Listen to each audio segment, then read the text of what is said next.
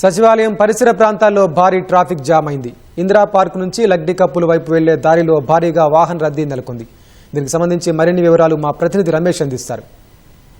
Secretariat పరిసర ప్రాంతాల్లో భారీగా ట్రాఫిక్ ఏర్పడడం జరిగింది. దాదాపు ఉదయం 9 గంటల నుంచి కూడా ఇదే విధంగా ఉందని చెప్పి వాహనదారులు అయితే వాపోతున్నారు. ఇటు ఇందిరా పార్కు నుంచి ఇటు లగ్డి కప్పులు వెళ్లే రహదారులు, ఇటు తెలుగుతల్లి ఫ్లైఓవర్ కానీ తర్వాత తెలుగుతల్లి ఫ్లైఓవర్ దగ్గర కింద ఉన్న వాహనాలు కూడా ఇందిరా పార్క్ నుంచి ఇటువైపు వచ్చే వాహనాలు కూడా భారీగా ట్రాఫిక్ జామ్ ఏర్పడుతూ కూడా గంటల తరబడి కూడా వాహనదారులు ట్రాఫిక్ జామ్లో ఇరుక్కుపోయిన పరిస్థితి అయితే ఉంది. ప్రస్తుతం ఆ వాహనదారులు అయితే గంటల తరబడి మేము ఆఫీస్కి వెళ్లే సమయంలో ఎంత భారీగా ట్రాఫిక్ అయింది చెప్పని కూడా చెప్తున్నారు.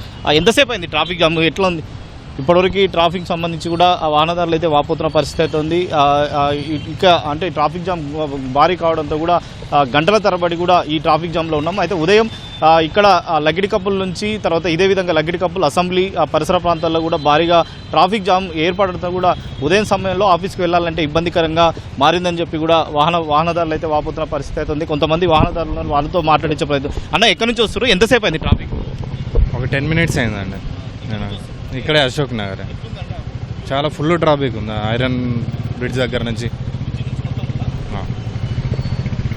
ట్రాఫిక్ అయితే దాదాపు భారీగా ట్రాఫిక్ జామ్ అయితే ఉండడంతో కూడా కొంతవరకు అయితే ఇబ్బంది ఉందని చెప్పి కూడా చెప్తున్నారు. ప్రస్తుతం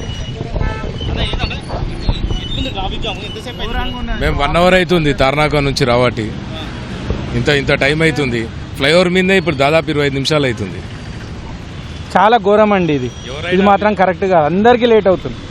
వాళ్ళు ఏమన్నా ఉంటే ప్రత్యామ్నాయం చూసుకోవాలా, ఇట్లా సిటీ లోపలికి వచ్చి ఈ విధంగా ఇబ్బంది పెట్టద్దు ప్రజలని. Right, thank you.